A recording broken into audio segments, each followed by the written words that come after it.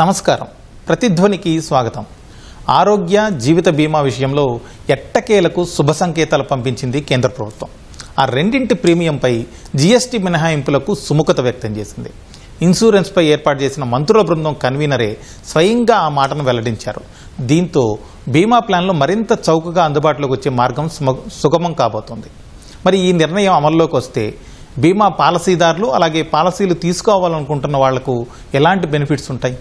ఈ రంగం అందరికీ చేరువ కావడానికి ఇది ఏ విధంగా దోహదపడుతుంది? ఎవరికి ఎలాంటి బీమా భరోసాలు ఉండాలి? ప్రీమియంలు పన్నులతో పాటు జీవితానికి ఒక ధీమానిచ్చే బీమాల విషయంలో అసలు అందరూ తెలుసుకోవాల్సిన అంశాలేంటి? ఇదే అంశంపై నేటి ప్రతిధ్వని. మన చర్చలో పాల్గొంటున్న వారు మురుకూరు అరవింద్ గారు, టాప్ ఇన్సూరెన్స్ సంస్థ భాగస్వామి, అలాగే పిఎస్ఆర్ మూర్తి గారు, సాధారణ బీమా రంగం నిపుణులు, డాక్టర్ ఎస్ అనంత్ గారు, ఆర్థిక సామాజిక విశ్లేషకులు. అరవింద్ గారు, ఆరోగ్య జీవిత బీమాలపై జీఎస్టీని మినహాయించాలన్న కేంద్ర ప్రభుత్వ అడుగులు, అలాగే మంత్రివర్గ ఉపసంఘం ఆమోదం, వీటి యొక్క ఇంపార్టెన్స్ ఏంటండి? నమస్తే అండి, నా పేరు అరవింద్. మీకు జీఎస్టీ ఇప్పుడు ప్రస్తుతం నడుస్తున్న జీఎస్టీ పర్సెంటేజ్ వచ్చి 18% ఉంది హెల్త్ ఇన్సూరెన్స్ అండి. ఈ 18% మా సామాన్య మనుషులకి ఇంకా అందుబాటులోకి రావాలని, ధరలు కొద్దిగా తగ్గించాలనే ఉద్దేశంతో చాలామంది నిపుణులు, జీఎస్టీ నిపుణులు అది 5%కి కుదిద్దామని చెప్పేసి ప్రయత్నిస్తున్నారు. అది ఆల్రెడీ ఆమోదానికి పెట్టి ఉన్నారు. అరవింద్ గారు, అది ఎప్పుడు 5% కాదు, అసలు పూర్తిగా మినహాయిస్తారు, అసలు దీని మీద జీఎస్టీ ఉండదని అంటున్నారు. 5% నుంచి పూర్తిగా మినహాయిద్దామని కూడా ప్రపోజల్ నడుస్తున్నది. సో ఇది 5% లేకపోతే పూర్తిగా మినహాయిస్తారా అన్నది ఆ జీఎస్టీ నిపుణుల తాలూకా ఆమోదం బట్టి డిపెండ్ అయి ఉంటుంది. ఇది తొందరలోనే ఒక డెసిషన్ వచ్చి గవర్నమెంట్ దీనిపైన ఒక నిర్ణయం వ్యక్తం చేస్తుందని. అరవింద్ గారు, ఈ నిర్ణయం తీసుకోవడం వల్ల పాలసీదారులకు, అలాగే ఆల్రెడీ పాలసీ ఉన్న వాళ్ళకి, లేకపోతే కొత్తగా తీసుకోబోయే వాళ్ళకి ఏ విధంగా మేలు జరుగుతుంది? ఇప్పుడు ఆల్రెడీ ఉన్న వాళ్ళకి ప్రతి సంవత్సరం వాళ్ళు ఏజ్ పెరుగుతున్న కొద్దీ వాళ్ళకి ఉండే ట్యాక్స్ కూడా ఒక 18% ఎక్కువ ఉండడం వల్ల వాళ్ళు రెన్యువల్కి సంకోచిస్తున్నారు. సో ఇప్పుడు ఇది తగ్గడం వల్ల వాళ్ళు కొద్దిగా ప్రశాంతంగా వాళ్ళు రెన్యువల్స్ చేసుకుంటారు. అండ్ కొత్తగా తీసుకునే వాళ్ళు కూడా కొద్దిగా ధర దృష్టిలో పెట్టుకొని అది కొద్దిగా మనకి అఫోర్డబుల్గా, అంటే అందుబాటు ధరలో ఉండడం వల్ల వాళ్ళ ఇంట్రెస్ట్ కూడా పెరిగి వాళ్ళు కొనుక్కునేది అవేర్నెస్ పెరిగి వాళ్ళు కొనుక్కోవడం మొదలు పెడతారనమాట. సో దీనివల్ల సామాన్య ప్రజలకు అందుబాటులో ఉండడం వల్ల వాళ్ళు ఇన్సూరెన్స్ని కొద్దిగా ఎక్కువ మార్కెట్లో స్ప్రెడ్ అయ్యి అందరూ కొనుక్కునే విధానంగా జరుగుతుంది. అరవింద్ గారు, అయితే ఇంకొక చర్చ కూడా నడుస్తుంది చాలా చోట్ల. ఏంటంటే ఇన్సూరెన్స్ కంపెనీలు ప్రస్తుతం ఉన్న 18% జీఎస్టీని తీసేసిన తర్వాత కూడా అవి పూర్తి స్థాయిలో మినహాయింపుని ఎవరైతే వినియోగదారులు ఉన్నారో, పాలసీదారులు ఉన్నారో వాళ్లకు వర్తింపజేయకపోవచ్చు. కొంతవరకే ఉపశమనం కల్పిస్తే మిగిలిన దాన్ని వాళ్ళ రకరకాల ఛార్జీల పేరుతోటి వాళ్ళ ఖాతాలో వేసుకునే అవకాశం ఉంది అనే ఒక అభిప్రాయాలు, చర్చలు కూడా ఉన్నాయి. ఈ మీరన్నమాట నిజంగానే ఉన్నది మార్కెట్లో. వాళ్ళు ఒకవేళ జీఎస్టీ తగ్గించిన తర్వాత కూడా వాళ్ళ తాలూకా పాలసీ ప్రీమియంలు రేట్లు అదే మాదిరిగా ఉంచి వాళ్ళు కావాల్సిన దాంట్లోని చేసుకుంటారని. కానీ అలా జరగదండి. ఇన్సూరెన్స్ కంపెనీస్ కూడా వాళ్ళకు వచ్చే ట్యాక్స్ కలెక్షన్ ఏదైతే ఉందో అది జీఎస్టీకే కట్టే ఉండేది కాబట్టి వాళ్ళ జీఎస్టీ పెంచి దాన్ని ఇన్సూరెన్స్ ప్రీమియం మరి ఇంకా పెంచడానికి చూడరు. మామూలుగా ఇన్సూరెన్స్ కంపెనీ కూడా మ్యాక్సిమం జనాలకి ఈ ఇన్సూరెన్స్ అందాలనే ఉద్దేశంతోనే ఈ ప్రయత్నాలు చేస్తున్నారు. సో ఇందులో ఇన్సూరెన్స్ కంపెనీలు కూడా కొద్దిగా గవర్నమెంట్ చేసుకునే డెసిషన్కి దోహదపడడానికి చూస్తున్నారు. సో ఓవరాల్గా పాజిటివ్గానే ఉంది వాళ్ళు ఇన్సూరెన్స్ జీఎస్టీ తగ్గించే విషయంలో. మూర్తి గారు, దేశంలో ప్రస్తుతం బీమా రంగం విస్తృతి ఏ విధంగా ఉంది? ఎంతమందికి బీమా సేవలు అందుబాటులో ఉన్నాయి? అదేవిధంగా కేంద్ర ప్రభుత్వం తీసుకుంటున్న తాజా నిర్ణయం ఎలాంటి మార్పులు తీసుకొచ్చే అవకాశం ఉంది బీమాకు సంబంధించి? ఇప్పటికి కూడా దేశంలో అంటే బీమా విస్తృత స్థాయి చాలా తక్కువగా ఉందని చెప్పుకోవాలి. ఎందుకంటే బీమా అన్నది పట్టణ ప్రాంతాలకే పరిమితమైంది తప్ప ఇంకా గ్రామీణ ప్రాంతాల్లో అంత విస్తృత స్థాయిలో ఇంకా అభివృద్ధి చెందలేదు. అది దానికి చాలా కారణాలు ఉన్నాయి. ఏంటంటే సాధారణ బీమా సంస్థ కానీ జీవిత బీమా సంస్థ కానీ సరైనటువంటి మార్కెటింగ్ ఫోర్స్ లేకపోవడం, ప్రజల్లో సరైన బీమా మీద సరైన అవగాహన కల్పించకపోవడం, బీమా అన్నప్పటికీ ఏంటంటే ఏదో ఏజెంట్కి కమిషన్ వస్తుంది, వాళ్ళ యొక్క జీవనోపాధి గురించి అన్న అభిప్రాయం ఇంకా ప్రజల్లోంచి తొలగిపోవాలి. ఆ తొలగిపోకున్నంత వరకు కూడా ప్రజల్లో అసలు బీమా అంటే ఏమిటి, బీమా అంటే రక్షణ, ఏదో ఆపదలు ఆదుకునేది బీమా అని ఒక అవగాహన ప్రజల్లో కలగనంత వరకు కూడా బీమా ఇంకా విస్తృత స్థాయిలో, గ్రామీణ స్థాయిలో ఇంకా ఏంటంటే విస్తృత స్థాయిలో కంటే అభివృద్ధి చెందట్లేదు. అది చేయాలన్నప్పుడు ఏంటంటే పట్టణ స్థాయిలో కాకుండా అన్ని ఇన్సూరెన్స్ కంపెనీలు కూడా వాళ్ళ యొక్క సంస్థలను ఏంటంటే గ్రామీణ ప్రాంతాల్లో కూడా బాగా విస్తృతంగా బ్రాంచ్లు ఓపెన్ చేయాలి, మార్కెటింగ్ ఫోర్స్ని డెవలప్ చేయాలి, పబ్లిక్లో అవేర్నెస్ కలిగించాలి. అసలు బీమా అంటే ఏమిటి, ఎందుకు తీసుకోవాలి, ఆరోగ్య బీమా అంటే ఏమిటి, బీమాలో ఎన్ని రకాలు ఉన్నాయి, మనిషికి బీమా యొక్క అవసరం ఏమిటి. నా యొక్క అభిప్రాయ ప్రకారం ఏంటంటే మనిషికి ఆపదలో ఆదుకునేదే బీమా. అంటే బీమా అంటే రక్షణ కల్పించేది. ఇది ఏదో బీమా అన్నప్పటికీ ఏంటంటే ఎవరి గురించో కాకుండా మనకి ఎప్పుడైనా ఆపద వస్తే ఆ ఆపదలో ఏంటంటే ఆదుకునేదే రక్షణ అనే ఒక అభిప్రాయానికి ఏంటంటే గ్రామీణ ప్రాంతాల్లో ముఖ్యంగా తీసుకుని వెళ్తే బీమా సంస్థ అనేది చాలా విస్తృత స్థాయిలో అందరికీ కూడా అందుబాటులోకి వస్తాయని నా అభిప్రాయం. అలాగే ఇంకొక విషయం ఏంటంటే సార్ మూర్తి గారు, ఇప్పుడు ఇంతకుముందు అరవింద్ గారిని కూడా అడిగాను, ఒకవేళ ఇప్పుడు ఆల్రెడీ ఎవరైతే పాలసీలు తీసుకుని ఉన్నారో వాళ్ళు ఆల్రెడీ అలవాటు అయిపోయి ఉంటారు మానసికంగా. ఎగ్జాంపుల్కి ఒక 5 లక్షలకి 20,000 కడుతున్నారు అనుకోండి, దానికి ట్యాక్స్ కలిపి ఇంకొక 3,500 పడితే ఆ 23,500 కట్టడానికి అలవాటు పడిపోయిన వాళ్ళని అదే ట్యూన్లో ఉంచి వాళ్ళకి ఏదో యాడ్ ఆన్ సౌకర్యం ఇస్తున్నామని చెప్పి, లేకపోతే ఇతరత్ర బీమా పాలసీ రేటే పెరిగిందని చెప్పి ఆ విధంగా చేసి ఈ బీమా కంపెనీలు అంతే మొత్తాన్ని ఉంచే అవకాశం ఉంది, కేంద్ర ప్రభుత్వం తగ్గించిన ఈ సౌలభ్యాన్ని ప్రజలకు వర్తింపజేసే అవకాశాలు లేవు అనే ఒక అభిప్రాయాలు చాలా గట్టిగా వ్యక్తమవుతున్నాయి. దీంట్లో కూడా ఇంకొకటి కూడా ఉందండి. ఇప్పుడు బీమా కంపెనీలు ఏంటంటే ఇన్కమ్ ట్యాక్స్ క్రెడిట్ అని బెనిఫిట్ పొందుతున్నాయి.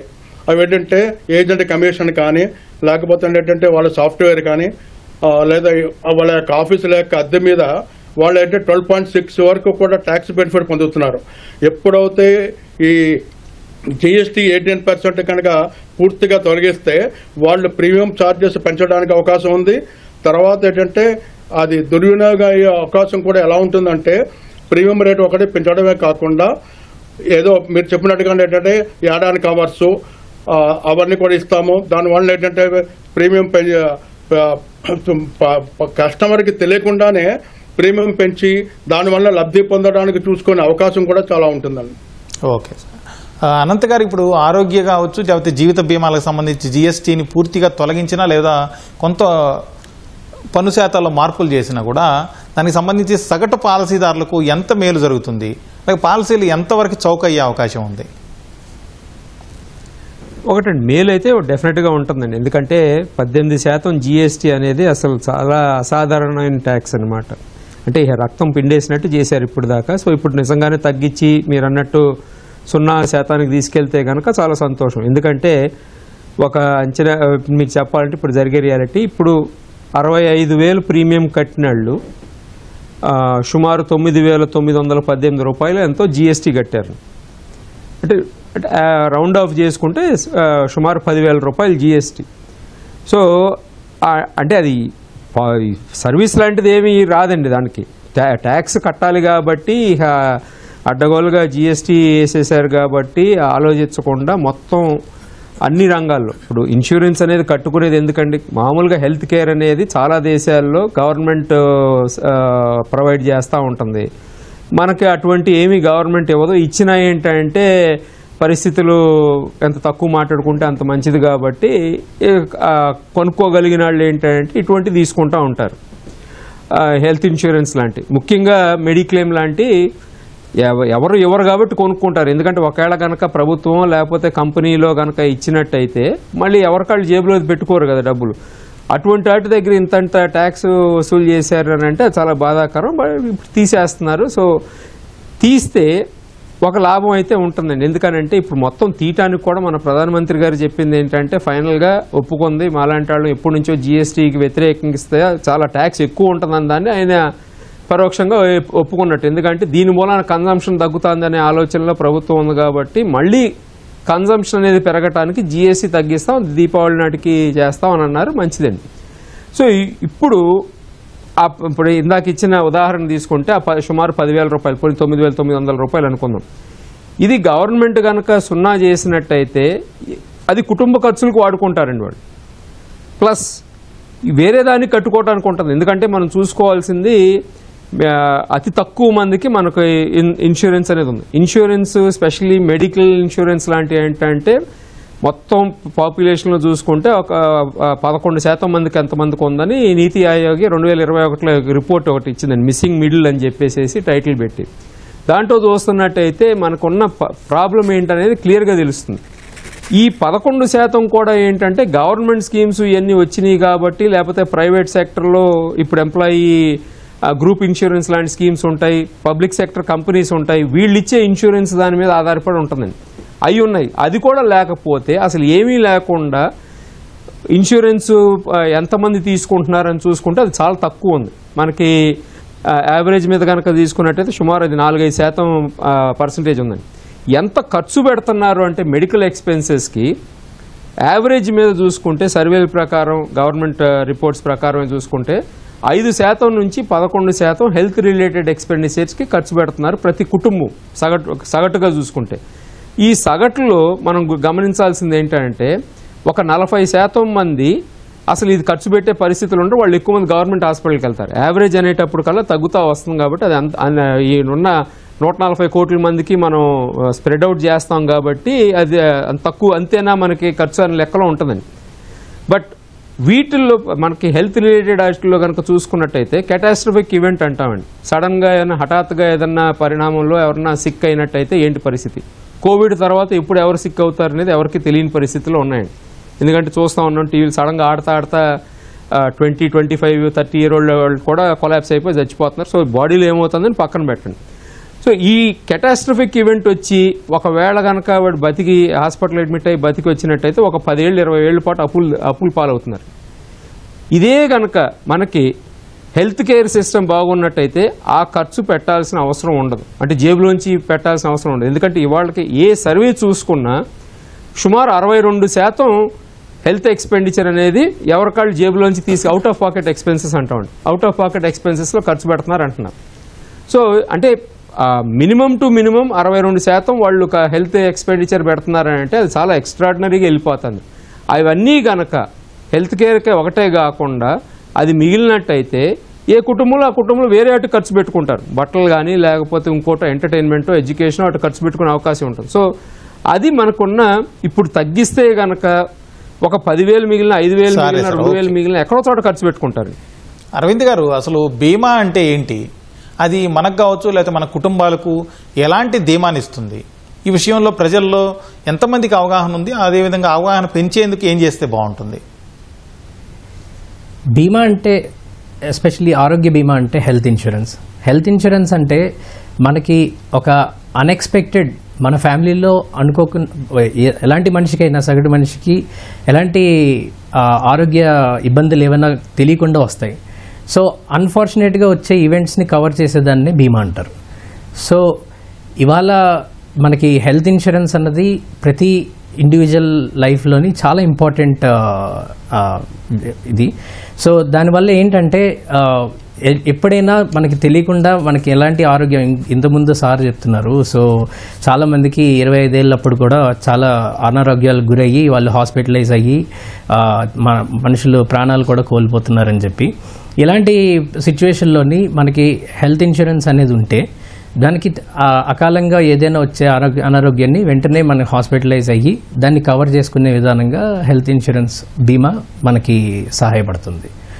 అయితే జనాల తాలూకా అవేర్నెస్, దీనివల్ల వచ్చే కష్టాలు ఏంటంటే జనాలు చాలామంది అర్థం చేసుకున్నది ఏంటంటే వాళ్ళు కొద్ది గొప్ప చేసుకున్న సేవింగ్స్ ఏవైతే ఉంటాయో ఇలాంటి అనారోగ్యం గురి అవ్వగానే వాళ్ళు మొత్తం ఖర్చులన్నీ దానికోసమే పెట్టాల్సి వస్తుందన్నమాట. ఇవాళ మెట్రో సిటీస్లోని లేకపోతే రూరల్ సిటీస్లో, మెట్రోస్లోని అర్బన్లోని చూస్తే మనకి మెట్రోస్లో కేవలం 18% మాత్రమే హెల్త్ ఇన్సూరెన్స్ తీసుకున్నారు. అలాగే రూరల్లో చూసుకుంటే కేవలం 14% పీపుల్ మాత్రమే ఇన్సూరెన్స్ కవరేజ్ తీసుకుంటున్నారు. ఇది కేవలం అవేర్నెస్ లేకపోవడం వల్ల, లేకపోతే దాని తాలూకా ఇంపార్టెన్స్ తెలియకపోవడం వల్ల. ఇది కానీ అందరూ అవేర్నెస్ పెరిగి వాళ్ళు తీసుకోవడం మొదలు పెడితే అది ఓవరాల్గా మనకి కవరేజ్ అన్నది చాలా పద్ధతిగా ఉంటుంది అనమాట. చాలామంది అనారోగ్యాలు డిలే చేసుకుంటారు, ఏదైనా ఆపరేషన్ చేయించుకోవాలన్నా లేకపోతే ఎలాంటి అనారోగ్యాన్ని ఏదైనా ట్రీట్మెంట్ చేసుకోవాలన్నా. అదే ఇన్సూరెన్స్ ఉందనుకోండి, వెంటనే వాళ్ళు ముందుకెళ్ళి దాన్ని తీసుకునే ముందుకు చూస్తారనమాట. సో అది ఇన్సూరెన్స్ తాలూకు ఇంపార్టెన్స్. అలాగే అరవింద్ గారు, ఇంకొకటి, ఇది మీరు ఆరోగ్య బీమా గురించి చెప్పారు, ఇతరత్ర టర్మ్ పాలసీ కావచ్చు, జీవిత బీమా, ఇలాంటివి ఏ విధంగా ఉపయోగపడతాయి? జీవిత బీమా కూడా మీ కుటుంబంలో అర్నింగ్ చేసే మనిషి, జీవిత బీమా అన్నది అర్నింగ్ చేసే మనిషి ఎవరైతే ఉన్నారో వాళ్ళు కంపల్సరీగా జీవిత బీమా అన్నది తీసుకోవాలి. ఎందుకంటే మీకు మీ ఫ్యామిలీ అంటూ ఒక లైఫ్ స్టైల్కి అలవాటు పడి ఉంటారు. ఈ అలవాటు పడే లైఫ్ స్టైల్ అకాలంగా మనిషి తాలూకా ప్రాణం పోయిన తర్వాత వాళ్ళ ఫ్యామిలీ అదే లైఫ్ స్టైల్ని వాళ్ళు జీవించలేరు, లేకపోతే వాళ్ళ దగ్గర ఉండే సేవింగ్స్ చాలవు. సో ఈ పర్టికులర్ సిచ్యువేషన్లోని మనం కానీ జీవిత బీమా కానీ తీసుకుని ఉంటే అర్నింగ్ మనిషికి ఏమైనా అయ్యిందంటే వెంటనే వాళ్ళు వచ్చే ఆ బీమా తాలూకా సమ్ ఇన్షూర్డ్ అంటారు, దీని తాలూకా వచ్చే డబ్బులతో వాళ్ళ కుటుంబం అదే జీవితాన్ని కొనసాగించడానికి చాలా ఉపయోగపడుతుంది. సో హెల్త్ ఇన్సూరెన్స్ అలాగే ఎర్నింగ్ చేసే వాళ్ళకి లైఫ్ ఇన్సూరెన్స్ కూడా చాలా ఇంపార్టెంట్. మూర్తి గారు, ఒక వ్యక్తి లేదా కుటుంబానికి ఆరోగ్యానికి సంబంధించిన బీమా అలాగే జీవిత బీమాలతో పాటు ఇతరత్ర ఎలాంటి బీమా సేవలు అందుబాటులో ఉన్నాయి? ఇప్పుడు కేంద్ర ప్రభుత్వ నిర్ణయంతో వీటన్నింటికీ పన్నులు తగ్గే అవకాశం ఉందా? ఒక కుటుంబం తీసుకుంటే కుటుంబంలో ఎంతమంది ఉంటే అంతమందికి ఆరోగ్య బీమాతో పాటు వాళ్ళ ఇంటికి ఫైర్ ఇన్సూరెన్స్ ఉంటుంది. ఏదైనా ప్రకృతి వైపరీత్యాల రీత్యా ఏదైనా కనుక ఇంటికి ఏదైనా కనుక డ్యామేజ్ కలిగినా కూడా కవర్ అవుతుంది ఫైర్ ఇన్సూరెన్సు. తర్వాత అది కాకుండా ఇంట్లో ఉన్న అందరి సభ్యులకి కూడా ప్రమాద బీమా కవరేజ్ ఉంది. ఇంట్లో ఉన్న వాళ్ళు ఎవరైనా కనుక అబ్రాడ్ వెళ్తుంటే ట్రావెల్ ఇన్సూరెన్స్ పాలసీ ఉంది. తర్వాత వాళ్ళ యొక్క వెహికల్స్, కారు కానీ వెహికల్ స్కూటర్ కానీ వాటన్నింటికి కూడా వెహికల్ ఇన్సూరెన్స్ ఉంది. అలాగే ఇంట్లో ఒక డాక్టర్ ఉంటే డాక్టర్కి ప్రొఫెషనల్ ఇండిపెండెంట్ పాలసీ, అలాగే ఒక వ్యాపారస్తుడు ఉంటుందంటే షాప్ కీపర్స్ ఇన్సూరెన్స్ పాలసీ అని, అలాగే ఒక బంగారం వ్యాపారస్తుడు అంటే జ్యువెలర్స్ బ్లాక్ ఇన్సూరెన్స్ అని, ఇలా రకరకాల మొత్తం పాలసీలు ఇండియాలో 160 రకాల పాలసీలు ఉన్నాయని. అంటే ప్రతి వ్యక్తికి అందుబాటులో ఉండేవి. కానీ దురదృష్టవశాత్తు ఏమవుతోందంటే ప్రతి వాళ్ళకి ఏదో వెహికల్ ఇన్సూరెన్సు, ఇప్పుడిప్పుడే కొద్దిగా ఆరోగ్య బీమా మీద అవగాహన కలుగుతోంది. ఆరోగ్య బీమా కూడా ఇంకా ఇప్పటికి ఉన్నటువంటి మన ఇండియన్ పాపులేషన్ ముఖ్యంగా తెలుగు రాష్ట్రాల్లో నాట్ ఈవెన్ 5% కూడా చాలా మందికి అవగాహన లేదు. మూర్తి గారు, అయితే ఇప్పుడు మీరు చెప్పిన 160 రకాల పాలసీలు అన్నారు కదా, వీటన్నింటికి కూడా కేంద్ర ప్రభుత్వ నిర్ణయం వర్తించే అవకాశం ఉందా?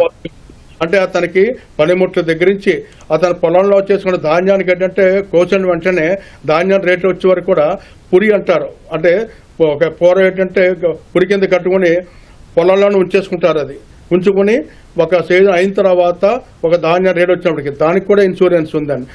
అలాగే రైతుకు ఉన్నటువంటి పశువులకి, ట్రాక్టర్కి, ప్రతి దానికి కూడా అగ్రికల్చర్ ట్రాక్టర్ ఇన్సూరెన్స్ ఉంది. దానికి ఏంటంటే ప్రజల్లో చాలా మట్టికి అవగాహన లేక అగ్రికల్చర్ ట్రాక్టర్ అన్నప్పటికి ఏంటంటే లిమిటెడ్ కవరేజ్ ఉందని చెప్పేసి దానికి ఒకవేళ కనుక ఆ ట్రాక్టర్ ఇన్సూరెన్స్ తీసుకోవాలంటే పొలంలో నుంచి ఇంకొక పొలానికి వెళ్ళడానికి హైర్ వెళ్ళడానికి వీలు లేదు. అంటే మా ప్రజలకి సరైన అవగాహన లేక ఎందుకు వచ్చిందంటే బీమా మాకేం కవరేజ్ ఉండదు, మాకు బీమా అక్కర్లేదు అని ఇటువంటివన్నీ కనుక చాలా మంది పాలసీలు తీసుకోలేకపోతున్నారు. అనంత్ గారు, ఇప్పుడు తెలుగు రాష్ట్రాలని తీసుకుంటే ఇన్సూరెన్స్ అవేర్నెస్ కమిటీ అధ్యయనం ప్రకారంగా బీమా విస్తృతి అనేది చాలా తక్కువగా ఉంది. దానికి ప్రధానంగా మీరు గుర్తించిన కారణాలు ఏంటి? ఎందువల్ల తీసుకోవడం లేదు జనం? ఒకటి, మామూలుగా తెలుగు రాష్ట్రాలనే కాదు, అది అర్బన్ ఏరియాస్లో ఎక్కువ ఉంటుంది, రూరల్ ఏరియాస్లో తక్కువ ఉంటుంది. భారతదేశం అంతా కూడా తక్కువ. ఎందుకంటే మనం మొత్తం కనుక తీసుకున్నట్టయితే సుమారు 4% ఎంత యావరేజ్ ఉంటుందండి ఇన్సూరెన్స్ కవరేజ్. ఇప్పుడు for example state of insurance penetration report కనుక చూసుకున్నట్టయితే తెలంగాణలో వచ్చేసేసి మెడిక్లెయిమ్ సుమారు 4 నుంచి 5,000 కోట్ల మధ్యలో ప్రీమియం వసూలు చేస్తూ ఉన్నారు గత 3 ఏళ్లలో. అదే ఆంధ్రప్రదేశ్ కనుక తీసుకున్నట్టయితే అది 1,200 కోట్లు ఎంత ఉందండి, 1,300 కోట్లు. అఫ్కోర్స్ కారణం ఏంటంటే ఇప్పుడు అర్బన్ సెంటర్స్ పెద్ద ఉన్న కొద్దికి హైదరాబాద్ లాంటి ప్లేసెస్లో కంపెనీస్ ఇవన్నీ ఎక్కువ ఉంటే ఉంటుంది. ఒకటి అవేర్నెస్ అనేది ఒకటైతే ఇన్సూరెన్స్ అనేది కొనాలని అందరికీ ఉంటుంది. కొన్ని చోట్ల వాళ్ళకి ఏంటంటే అఫోర్డబిలిటీ ఉండాలండి. ఫస్ట్. సెకండ్ ఏంటంటే చాలా చోట్ల ఇప్పుడు లైఫ్ ఇన్సూరెన్స్కి ఎక్కువ మంది మొగ్గు చూపిస్తూ ఉంటారు. కొన్ని దేశాల్లో అయితే అదర్ వే రౌండ్ ఉంటుందన్నమాట. మనకి ఎందుకనంటే మెడిక్లెయిమ్ లాంటివి కనుక, అంటే హెల్త్ ఇన్సూరెన్స్ కడితే 1 సంవత్సరంలో క్లెయిమ్ చేసుకోకపోతే అది వేస్ట్ అయిపోతుంది అనే లెక్కలో ఆలోచిస్తారు. సో ఫస్ట్ ఆఫ్ ఆల్ ఏంటంటే మనకున్న ప్రోడక్ట్స్ కూడా కొన్ని డెఫిషియన్సీస్ ఉన్నాయండి. ఒకటి ప్రీమియం ఎక్కువ అన్నా ఉంటుంది, లేదనంటే సేవింగ్స్ లింక్డ్ ఇన్సూరెన్స్ ప్రోడక్ట్స్ అనేది చాలా తక్కువ కంపెనీస్ దగ్గర ఉన్నాయి. సో ఎక్కడికక్కడ క్లెయిమ్ చేసుకోకపోతే వేస్ట్ అనే ఆలోచనలో ఉంటారు కాబట్టి, అంటే తీవ్రమైన ప్రాబ్లం వచ్చిన తర్వాత వాటి బట్టి ఉంటుంది. అఫోర్డబిలిటీ ఒకటి ఉంటుంది, మళ్ళీ అట్లాగే వాళ్ళ అవసరాలు ఏంటి, ఏజ్ని బట్టి ఉంటుందండి. ఇప్పుడు కుర్రాళ్ళు అయినప్పుడు లేకపోతే యూత్లో ఉన్నప్పుడు పెద్ద అవసరం ఉండకపోవచ్చు, బట్ స్లోగా పెరుగుతూ ఉంటుంది. ప్లస్ చాలామందికి అవగాహన లేకపోవటం, అంటే ఎందుకంటే చూస్తే మనం మెడిక్లెయిమ్ పెరుగుతుందని అనుకుంటున్నాం కానీ ఎలా ఇంకో other side health care cost ఎంత పెరుగుతుంది అనేది ఆలోచించట్లేదు. ఇప్పుడు 2018 నుంచి ఇప్పుడు కనుక చూసుకున్నట్టయితే దాదాపు అన్నీ డబల్ అయిపోయినాయండి. ఇది మెడికల్ ప్రొసీజర్స్, సర్జికల్ ప్రొసీజర్స్ అన్నీ. అక్కడ దాకా ఎందుకు, మీరు గత 2 ఏళ్లలో కనుక చూసుకున్నట్టయితే కొన్ని ట్యాబ్లెట్స్ అయితే 2-3 బ్యాచ్లకు ఒకసారి, అంటే 3 నెలలకు 4 నెలలకు ఒకసారి రేట్లు పెరిగిపోతున్నాయి. అంటే తక్కువ పెరుగుతున్నాయి కాబట్టి మనకు తెలియట్లేదు. బట్ ఓవరాల్గా చూసుకున్నట్టయితే విపరీతంగా పెరుగుతాయి. డయాబెటీస్ మెడిసిన్స్ చూడండి, డయాబెటీస్ ఎక్కువ మందికి వస్తుంది అనేటప్పుడు కల్లా దాదాపు గత 2 ఏళ్లలో 30 నుంచి 60 రూపాయలకి వెళ్ళింది. సో ఇటువంటి అవి ఏంటంటే ఇంకా రియలైజేషన్ రాలేదు జనాలకి. ఇప్పుడు పెరుగుతుంది, ఇబ్బంది ఏంటనేది ఉంది. అది కొంత అవగాహన కల్పించడం గవర్నమెంట్ లోపం ఉంది. కంపెనీస్ కూడా ఎట్లా చేస్తున్నాయంటే అండి, మిస్ సెల్లింగ్ అనేది విపరీతంగా జరుగుతుంది. IRDA వాళ్ళు ఇప్పుడన్నా మేల్కొని అవి సీరియస్గా యాక్షన్ తీసుకోకపోతే మాత్రం ఇన్సూరెన్స్ సెక్టర్కి వెళ్ళటానికి చాలామందికి ఇష్టం ఉండదు. ఎందుకంటే ఎట్లా ఉంటుందంటే మనం కడతాం ప్రీమియము, అవసరమైనప్పుడు వాళ్ళు ఇవ్వకపోతే, ఇప్పుడు ఇన్సూరెన్స్ లాంటిది ఎటువంటిది అని అంటే ఎప్పుడు అవసరం వస్తుందో తెలియదు, అవసరం వచ్చినప్పుడు అయితే అది ఉండాలి. అంటే ఇప్పుడు ఏంటంటే గొడుగు లాంటిది అనమాట. సడన్గా ఎప్పుడు వస్తుంది ఏంటనేది మనకు మాన్సూన్ సీజన్ అయితే పర్లేదు, బట్ అదర్ సీజన్స్లో ఎట్టా అనేది చూసుకోవటానికి. అది ఆ క్లెయిమ్స్ దగ్గర కానీ లేకపోతే చాలా స్పెషల్లీ ప్రైవేట్ కంపెనీస్లో చూస్తున్నామండి, ఎన్ని క్లెయిమ్స్ వాళ్ళు ఏదో ఒక సాకు చెప్పేసేసి డబ్బులు ప్రీమియం కట్టించుకున్నప్పుడు కట్టించుకుంటారని ఏం పర్లేదని, బట్ క్లెయిమ్ ఇచ్చేటప్పుడు మాత్రం ఇబ్బంది పెడతారు. సో అట్లా ఉంటే ఏమవుతుందంటే అసలు ఆ సెక్టర్కి పెరగకపోవడానికి కారణం అదొకటి. ఆ మిస్ సెల్లింగ్ అనేది లేకుండా ఉండటం అనేది చూసుకునే బాధ్యత గవర్నమెంట్. అని కంపెనీలకు వదిలేస్తామంటే కంపెనీ వాళ్ళ లాభాలు వదులుకోరు కదా, ఎందుకంటే వాళ్ళు చేసేదే వ్యాపారం కాబట్టి. అందుకని అది ఒకటి కట్టడి చేస్తే తప్ప ఇన్సూరెన్స్ సెక్టర్కి గ్రోత్ అనేది విపరీతంగా ఉండదు. ఎందుకంటే ఇప్పుడు వేరే దేశాల్లో గ్రోత్ చాలా బాగుందండి. మనకి ఇంత పెద్ద జనాభా, ఇంత తక్కువ పెనిట్రేషను. ఎందుకంటే ప్రైవేట్ ఇన్సూరెన్స్ చూసుకుంటే మనకు అరౌండ్ 9% ఉంది. ఇప్పుడు గవర్నమెంట్ ఇన్సూరెన్స్ కనుక, అంటే గవర్నమెంట్ స్కీమ్స్, ఈ ఆరోగ్యశ్రీ లాంటి స్కీమ్స్ కనుక, లేకపోతే PM బీమా యోజన, రాష్ట్రీయ బీమా యోజన RSPY ఉంది కదా, అవి కనుక తీసేసినట్టయితే అసలు పబ్లిక్ సోషల్ సెక్యూరిటీ నెట్ లాంటిదే ఉండదండి మనకి. ప్రైవేట్ సెక్టర్ ఇన్సూరెన్సే అంత తక్కువ ఉన్నప్పుడు అది పెంచుకోవాలి అని అంటే మాత్రం ఒకటి కంపెనీస్ని కంప్లై చేసేటట్టు మాత్రం మనకు ఉండాల్సిందేనండి. అరవింద్ గారు, ఇప్పుడు కొంతమందికి అవగాహన లేకపోవడం వల్ల కావచ్చు, లేకపోతే ఏం కాదులే ఏమవుతుందిలే అనే నిర్లక్ష్యం, ఒక రకమైన క్యాజువల్ ధోరణి, ఇట్లాంటి వాటి వల్ల కావచ్చు చాలామంది బీమా తీసుకోవడం లేదు. దానివల్ల ఏ విధంగా నష్టపోతున్నారు? మీరు స్పష్టంగా చూస్తే ఇవాళ రేపు చాలామందికి ఈ హెల్త్ ఇన్సూరెన్స్ లేకపోవడం వల్ల వాళ్ళు సేవ్ చేసుకున్న కొద్ది గొప్ప డబ్బులన్నీ ఒకేసారి పోతున్నాయి, లేదా అప్పుల పాలు కూడా అవుతున్నారు. ఇవాళ చాలామంది, మేము పర్సనల్గా ఇన్సూరెన్స్ చాలా కస్టమర్స్కి కౌన్సిలింగ్ చేసి అమ్ముతాం. సో వాళ్ళకి గతంలో కూడా చాలామంది వాళ్ళకి అవగాహన కల్పించి ఇన్సూరెన్స్ తీసుకోమని చెప్పినప్పుడు కూడా వాళ్ళు తీసుకోకపోవడం వల్ల వాళ్ళు అనుకోకుండా ఒక క్యాన్సర్ అనో లేకపోతే ఎలాంటి అనారోగ్యంకు గురైన తర్వాత వాళ్ళు ఉన్న సేవింగ్స్ కానీ, వాళ్ళ ఆస్తులు అమ్ముకోవడం వరకు కానీ, లేకపోతే వాళ్ళు కావాల్సిన వేరే బంగారాన్ని లోన్లో పెట్టడం కానీ, ఇలాంటివన్నీ చేసుకొని మరీ ట్రీట్మెంట్ చేసుకోవాల్సిన అవసరం వస్తుంది అనమాట. ఇదే ఇన్సూరెన్స్ కానీ మనం ప్లాన్డ్గా ఉంటే, సో మీకు అలాంటి కవరేజ్లు ఏవైనా కూడా మీకు అనారోగ్యాన్ని వెంటనే కవరేజ్ చేస్తుంది. ఇది కాకుండా పర్టికులర్గా మన ఎంప్లాయీస్ సెగ్మెంట్లో చూస్తే గ్రూప్ హెల్త్ ఇన్సూరెన్స్ అని ఎంప్లాయీస్కి కంపెనీ ఇన్సూరెన్స్ ప్రొవైడ్ చేస్తుంది. వాళ్ళు ఇవాళ ప్రైవేట్ సంస్థల్లో ఉద్యోగాలు వెంటనే మనకు వచ్చే రిసెషన్ వల్ల ఉద్యోగాలు పోతున్నాయి. ఆ పర్టికులర్ టైంలోని వాళ్ళు ఉద్యోగాలు పోయిన తర్వాత వాళ్ళు ఆ టైంలో ఇన్సూరెన్స్ని తీసుకుని దాన్ని ఇన్సూరెన్స్ కవరేజ్ ఆ రోజు నుండి తీసుకొని కవర్ చేసుకుందాం అనుకుంటారు. ప్రతి ఇన్సూరెన్స్లు తీసుకునేటప్పుడు వాళ్ళకి వెయిటింగ్ పీరియడ్స్ అని ఉంటాయి.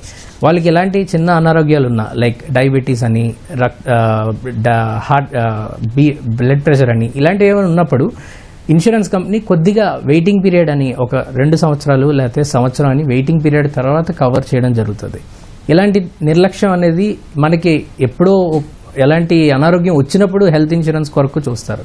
ఇదో ఈ మధ్య మనకు వచ్చే చాలామంది కస్టమర్స్ కూడా వాళ్ళకి సడన్గా మాకు చిన్న అర్జెంట్ నీ సర్జరీ చేయించుకోవాలి, మేము ఇన్సూరెన్స్ తీసుకోవచ్చా అని అడుగుతున్నారు. అది ఇన్సూరెన్స్ అన్నది తెలియకుండా వచ్చేదాన్ని కవర్ చేయడానికి, కానీ ఏదో వచ్చిన అనారోగ్యాన్ని కవర్ చేసుకోవడానికి ఇన్సూరెన్స్ అనే ఉద్దేశంలోని జనాలు ఇచ్చేస్తున్నారు. సో అది కవర్ కాదు, అలాగా కవర్ అవ్వదన్నమాట. సో ఈ నిర్లక్ష్యం అనేది జాగ్రత్త భద్రపరుచుకుంటే మనం చాలా వరకు మన పిల్లల్ని, మన కుటుంబాలని, ఎస్పెషల్గా పెద్దవాళ్ళని, ఇంట్లో ఉండే పెద్దవాళ్ళని, తల్లిదండ్రులని, వీళ్ళని భద్రంగా కాపాడుకునే అడ్వాంటేజ్ మనకి ఆరోగ్య బీమా ద్వారా వస్తుంది. మూర్తి గారు, చాలామంది బీమా తీసుకోరు. ఒకవేళ కొంతమంది తీసుకున్నా కూడా కొన్ని సంవత్సరాల తర్వాత రెన్యువల్ చేయించడాన్ని అనవసరంగా డబ్బులు వేస్ట్ అవుతున్నాయి అని చెప్పి ఆపేస్తుంటారు. చాలా సంవత్సరాల నుంచి కడుతున్నాం, ఎలాంటి ఉపయోగం లేదు అని చెప్పి. అలా చేయడం కరెక్టేనంటారా? ఉపయోగ విషయంలో ఏంటంటే చాలా తక్కువ వయసు నుంచి పాలసీ తీసుకుంటే దానికి కవరేజెస్ ఎక్కువ ఉంటాయి, ఏ విధమైనటువంటి ఇబ్బంది ఉండదు పాలసీలోనూ.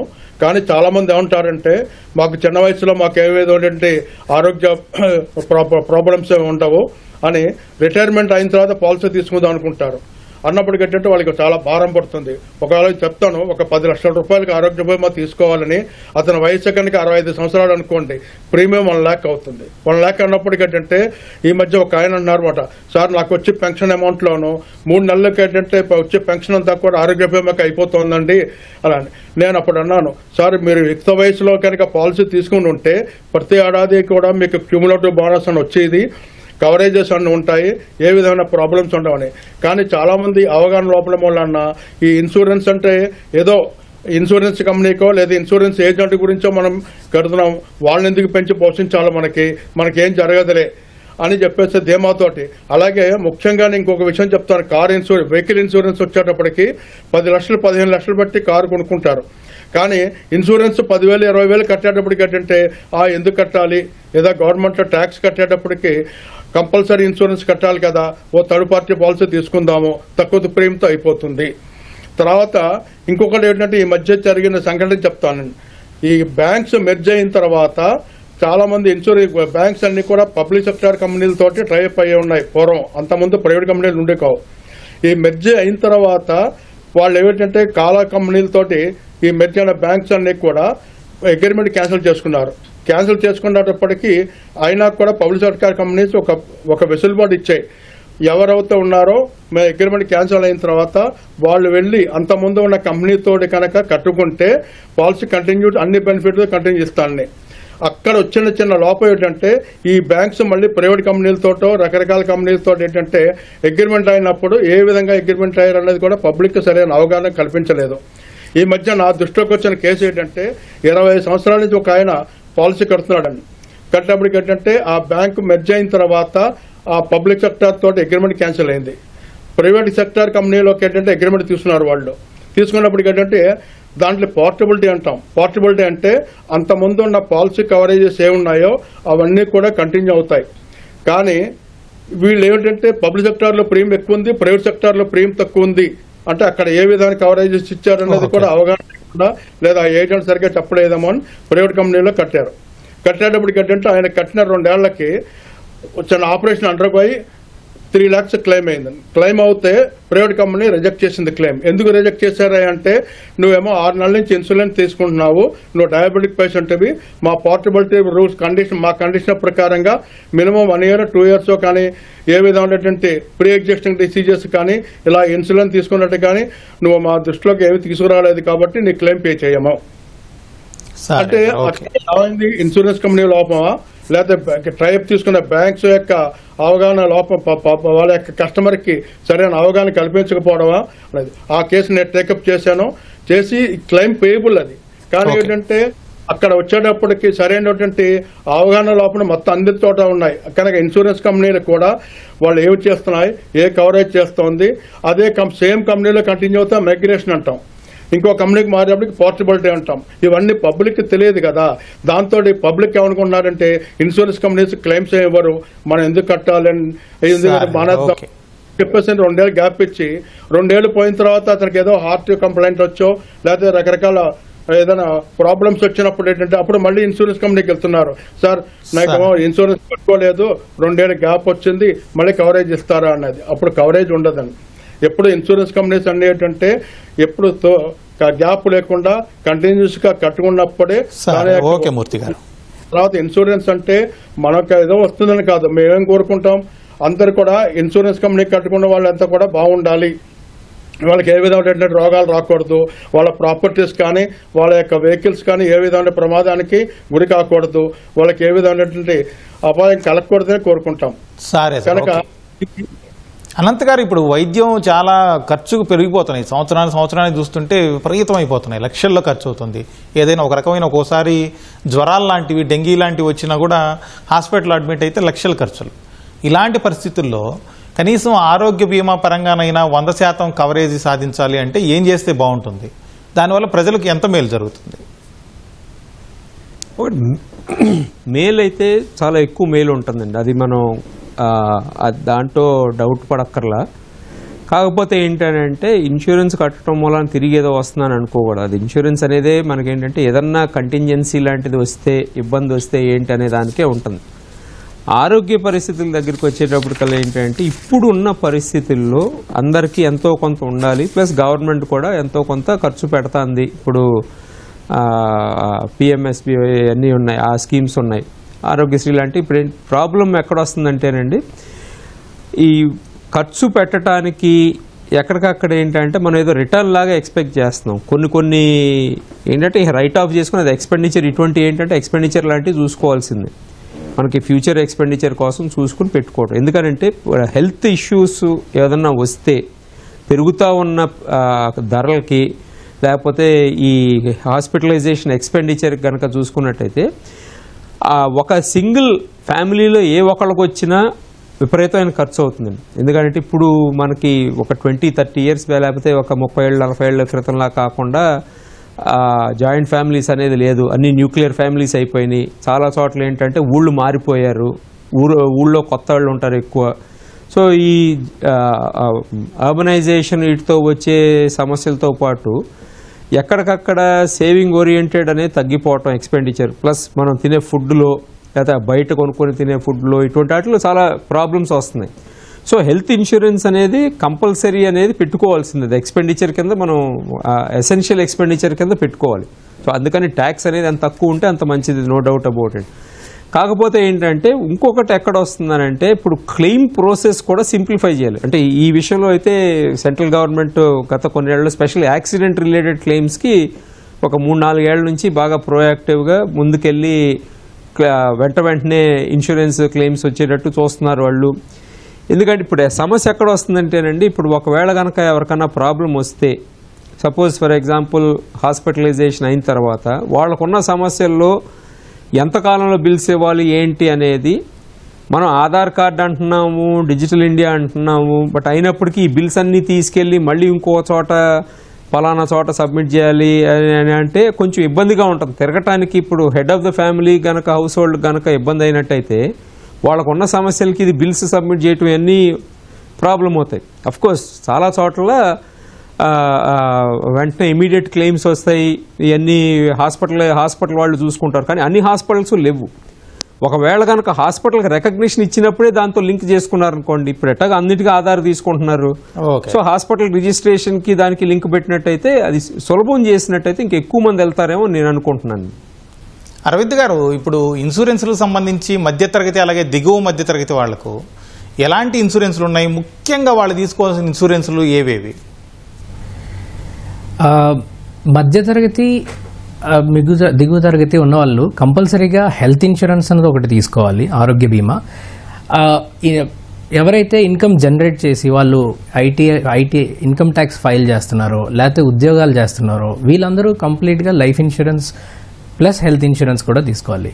మధ్యతరగతి లేదా దిగువ తరగతి కన్నా ఇంకా ఇంకా కేటగిరైజ్ చేసుకోవాలంటే మనం అర్బన్ రూరల్ అనే కేటగరైజేషన్ తీసుకుంటే ఇంకా బెటర్. అంటే అర్బన్ ఏరియాస్లో లైక్ మెట్రో సిటీస్ లైక్ హైదరాబాద్లో కానీ లేకపోతే అర్బన్ టౌన్స్లో కానీ హెల్త్ ఇన్సూరెన్స్ అన్నది ఒక 5 లక్షల నుండి 10 లక్షల రూపాయల లోపల తీసుకుంటే వాళ్ళకి ఉపయోగం ఉంటుంది. ఎందుకంటే ఇక్కడ ఉండే హాస్పిటల్ ఖర్చుల ప్రకారంగా.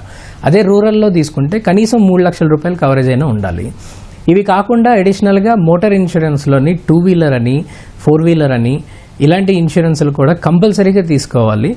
జనాలు సార్ ముందు చెప్పినట్టు ప్రజలు ఏం చేస్తున్నారంటే వాళ్ళు ఓన్లీ థర్డ్ పార్టీ ఇన్సూరెన్స్ తీసుకొని దాన్ని క్లెయిమ్, అది ఎవరైనా పోలీసులు అడ్డితే వాళ్ళు ఆ ఇన్సూరెన్స్ని చూపించి దాని నుండి తప్పించుకుందాం అన్న ప్రయత్నంలో ఉన్నారు తప్ప దానివల్ల వాళ్ళకి ఏమి అడ్వాంటేజ్ వస్తుందని వాళ్ళు గమనించట్లేదు. ఇప్పుడు 4 వీలర్ ఇన్సూరెన్స్ అయితే యాక్సిడెంట్ మనకు అవ్వడమే కాదు, మన వల్ల అవతల వాళ్ళకి ఎలాంటి డ్యామేజ్ జరిగినా కూడా అదే ఇన్సూరెన్స్లోని కవర్ చేయొచ్చు. రెండోది 2 వీలర్ ఇన్సూరెన్స్లో కూడా డ్రైవ్ చేసే మనిషికి ఏమైనా అయితే వాళ్ళకి కూడా 15 లక్షల రూపాయలు పర్సనల్ యాక్సిడెంట్ కవర్ కింద ఇన్సూరెన్స్ కంపెనీ వాళ్ళ కుటుంబానికి ఇస్తుంది. సో ఈ మధ్యతరగతి దిగువ తరగతి ఉన్న వాళ్ళకి హెల్త్ ఇన్సూరెన్స్, మోటార్ ఇన్సూరెన్స్ అన్నది మ్యాండేటరీ. అండ్ ఇన్కమ్ జనరేట్ చేసే వాళ్ళకి లైఫ్ ఇన్సూరెన్స్ అన్నది కూడా కంపల్సరీ. అండ్ లైఫ్ ఇన్సూరెన్స్లో వాళ్ళు 25 లక్షల రూపాయల దగ్గర నుండి 1 కోటి రూపాయలు 10 కోట్లు వాళ్ళ ఇన్కమ్ బట్టి వాళ్ళు తీసుకునే అవకాశం ఉంది. అరవింద్ గారు, అలాగే కొంతమందికి ఉన్న కన్ఫ్యూజన్ ఏంటంటే ఏదైనా కంపెనీలో పనిచేస్తున్నప్పుడు గ్రూప్ ఇన్సూరెన్స్ ఉంటుంది. అక్కడ వాళ్ళు ఒకవేళ 58 సంవత్సరాల వరకు రిటైర్మెంట్ వయసు వరకు అక్కడే పనిచేశారనుకుందాం, ఆ గ్రూప్ ఇన్సూరెన్స్ కవర్ అవుతూ ఉంటుంది. ఆ తర్వాత రిటైర్ అయిన తర్వాత ఉద్యోగి కాదు కాబట్టి ఆ గ్రూప్ ఇన్సూరెన్స్ పోతే అదే ఇన్సూరెన్స్ని కంటిన్యూ చేసే అవకాశం ఉంటుందా? లేకపోతే వాళ్ళ పరిస్థితి ఏంటి? వేరే ఈ గ్రూప్ ఇన్సూరెన్స్తో సంబంధం లేకుండా ప్రత్యేకంగా సొంతంగా ఒక ప్రైవేటు ఇన్సూరెన్స్ లాంటిది ఏమైనా తీసుకోవాల్సిన అవసరం ఉందా? అదే ఇన్సూరెన్స్ మొదటగా వాళ్ళు 58 సంవత్సరాల తర్వాత వాళ్ళు ఒకవేళ ఉద్యోగం మానేసినా లేకపోతే ఉద్యోగం అయిపోయినా కూడా వాళ్ళు ఆ రోజు నుండి ఆ పర్టికులర్ ఇన్సూరెన్స్ని కవర్ చేసే ఆప్షన్ అయితే ఉండదండి. వాళ్ళు అప్పుడు కొత్తగా ఇన్సూరెన్స్ తీసుకోవాలి. ఇప్పుడు అలా ఇన్సూరెన్స్ తీసుకోవాలనుకోవాలనుకోండి, ఇది ఏమవుతుందంటే ఇప్పుడు ప్రజల తాలూకా ప్రాక్టీస్, ఉద్యోగస్తులు ఎస్పెషల్గా వాళ్ళ కంపెనీ ఇన్సూరెన్స్ కవరేజ్ ఉండగా కూడా సెపరేట్గా పర్సనల్గా వాళ్ళ ఫ్యామిలీకి అంటూ ఒక కవరేజ్ ఇన్సూరెన్స్ తక్కువ ప్రీమియంతో ఉంటే వాళ్ళు ప్రతి సంవత్సరం వాళ్ళు క్లెయిమ్ చేయకుండా ఉండడం వల్ల వాళ్ళకి నో క్లెయిమ్ యాడ్ అయ్యి వాళ్ళ ఇన్సూరెన్స్ బీమా అన్నది కవరేజ్ అన్నది చాలా పెద్దగా ఉంటుంది. సో 58 ఏళ్ళు అప్పుడు వాళ్ళు బయటకు వచ్చిన తర్వాత సెపరేట్ ఇన్సూరెన్స్ తీసుకునే అవకాశం కూడా ఉంది. కానీ మీరు ముందుగా ఉండి తీసుకునే తలకి అడ్వాంటేజ్ మీరు ఆ టైంలో తీసుకోవడం వల్ల మీకు కొద్దిగా డిసడ్వాంటేజెస్ అంటూ ఉంటాయి. ఎలాంటివంటే ఆ వయసులో జనరల్గా సహజంగా మనకి డయాబెటీస్ అనో లేకపోతే బ్లడ్ ప్రెషర్ అనో లేకపోతే ఎలాంటి కొలెస్ట్రాల్ అనో థైరాయిడ్ అనో ఉంటాయి. అవి వెంటనే కవర్ కావు. అది కవర్ కావాలి అని అంటే కూడా కొన్ని రైడర్స్, కొన్ని ప్రైవేట్ కంపెనీస్ వస్తున్నాయి. వాళ్ళు కవర్ చేయాలని అయితే దానికి అడిషనల్ కాస్ట్. అదే ఆ వయసులోని ఫ్యామిలీ మొత్తం తీసుకోవాలంటే ₹1,00,000 వరకు కవర్ అవుతుంది. ఆ ₹1,00,000 ఎందుకు, అది మనం సేవ్ చేసుకొని మనం ఏదైనా ఎమర్జెన్సీ వస్తే చూసుకుందాం అనే ఉద్దేశంతో చాలా మంది బ్యాక్అవుట్ అవుతున్నారు. అదే ఒక ఎర్లీ స్టేజ్లో 30 ఏళ్ళు అప్పుడు ఎంటర్ అయితే మీకు మంచి కవర్తోని ఆ కంటిన్యూషన్ ఉంటుంది పాలసీ. Okay sir. మూర్తి గారు, ఇప్పుడు ప్రభుత్వానికి సంబంధించినవి కావచ్చు, ప్రైవేట్ రంగాల్లో చాలా కొత్త రకాల బీమా సంస్థలు వస్తూనే ఉన్నాయి, ఎప్పటికొకటి పుట్టుకొస్తున్నాయి. వీటికి సంబంధించి ఒక కంపెనీకి జీవిత బీమా తీసుకోవాలన్నా లేకపోతే ఆరోగ్య బీమాకి డబ్బులు కట్టే విషయంలో కూడా ఏ అంశాలని దృష్టిలో పెట్టుకోవాలి? అంటే ప్రైవేటును ప్రభుత్వ రంగ సంస్థల్లో కూడా చాలా రకాలైనటువంటి పాలసీలు వస్తున్నాయి. ముఖ్యంగా ఆరోగ్య బీమా దగ్గరికి వచ్చేటప్పటికి ఏంటంటే ఒక ముందర వయసు ఎంత, ఏ వయసులో తీసుకోవాలి. ఎందుకంటే ఇన్సూరెన్స్ కంపెనీస్ ఏదైనా పాలసీ కంటే కట్ ఆఫ్ డేట్ పెడతారు, 65 దాటిన తర్వాత పాలసీ ఇవ్వమని. 65 దాటిన వాళ్ళకి కూడా పాలసీలు ఉన్నాయి. Senior citizen health insurance policy ఉంది, కానీ ప్రీమియం ఎక్కువ అవుతుంది. కనుక ఈ విషయాలన్నీ దృష్టిలో పెట్టుకుని ఫ్యామిలీ ప్లాటరీ పాలసీ అంటాం. అంటే కుటుంబ పెద్ద, కుటుంబంలో అతని యొక్క స్పౌస్, 2 చిల్డ్రన్ ఏంటంటే మైనార్టీ తీరకుండా ఉన్నటువంటి, అంటే 18 సంవత్సరాల లోపు పిల్లలకి కూడా 4 కలిసి ఫ్యామిలీ ప్లాటర్ పాలసీ అని ఉంటుంది. సపోజ్ 10 లక్షల రూపాయలు పాలసీ తీసుకుంటే ఆ పాలసీ వలన కుటుంబంలో యొక్క ఒక వ్యక్తికి కానీ లేదా కుటుంబంలో ఉన్న సభ్యులు నలుగురు కానీ లేదా వాళ్ళ పేరెంట్స్ కూడా కవర్ చేసుకోవచ్చు. 6 మొత్తం అందరికీ కూడా ఫ్లాటర్ కింద కవర్ ఆ ఏడాదిలో ఉపయోగించుకోవచ్చు. చాలా మంది దీంట్లో ధర్మ సందేహం ఉంది. సార్ ఈ మాట 10 లక్షలు కట్టాము, 10 లక్షలు కూడా ఈ ఏడాది అదే హాస్పిటల్ ఖర్చులకు అయిపోయింది, మరి పాలసీ ఏమైపోతుంది? ఏం లేదు, అదే పాలసీ అయినా కూడా ఏంటంటే ఆటోమేటిక్గా మళ్ళీ కవరేజ్ మొత్తం 10 lakhs కవరేజ్ ఉంటుంది అక్కడ. దానికి సమీర్స్ కూడా ఎగ్జాస్ట్ అయిపోవడం ఉండదు. తర్వాత ఇంకొక ముఖ్య విషయం ఏంటంటే ఈ గ్రూప్ పాలసీల కంపెనీలో కానీ ఈ బ్యాంకుల ద్వారా కానీ ట్రై అయిపోయినటువంటి పాలసీ ఇందాక అడిగారు మీరు ప్రశ్న.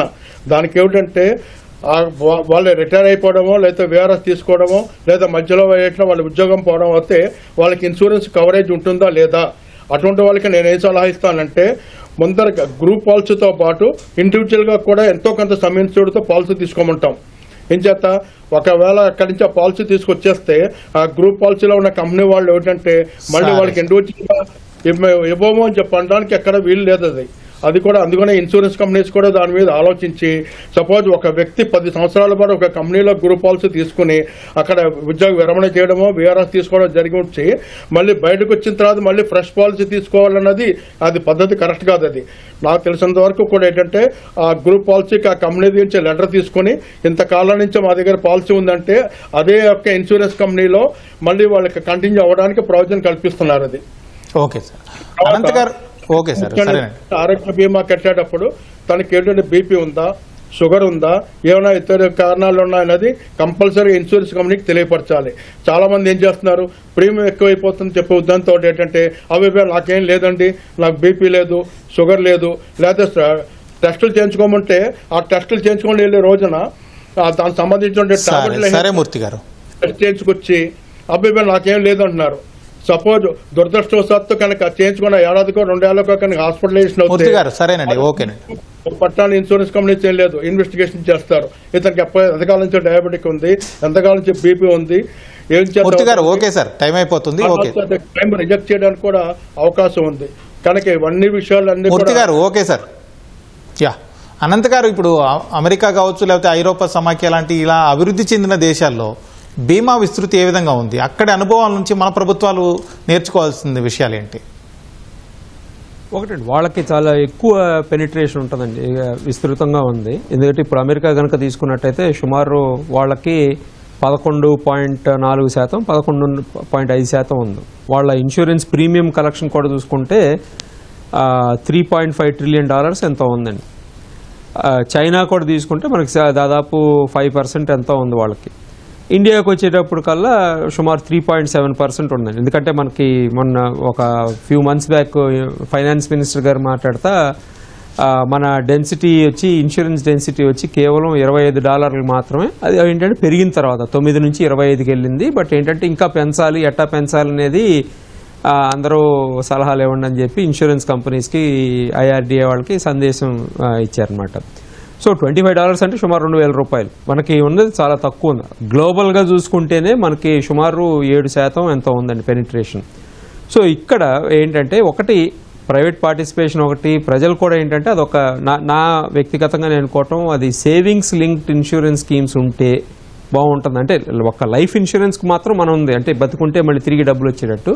అట్టా కాకుండా తక్కినాటుకుంటే కూడా బాగుంటుందని నేను అనుకుంటున్నాను. లేకపోతే ఏమవుతుందంటే ఇక ఎంతసేపు చిన్న ఒక స్మాల్ సెగ్మెంట్ ఉంటుంది. ఎందుకంటే ఇప్పుడు మనం చూసుకున్నట్టయితే లోవర్ సెగ్మెంట్కి వచ్చేటప్పటికి గవర్నమెంట్ ఆరోగ్యశ్రీ లాంటిది ఇస్తూ ఉంటుంది. హయ్యర్ సెగ్మెంట్స్ కంపెనీస్ వాళ్ళు అటు గ్రూప్ ఇన్సూరెన్స్ లేకపోతే వ్యక్తిగతంగా తీసుకుంటారు.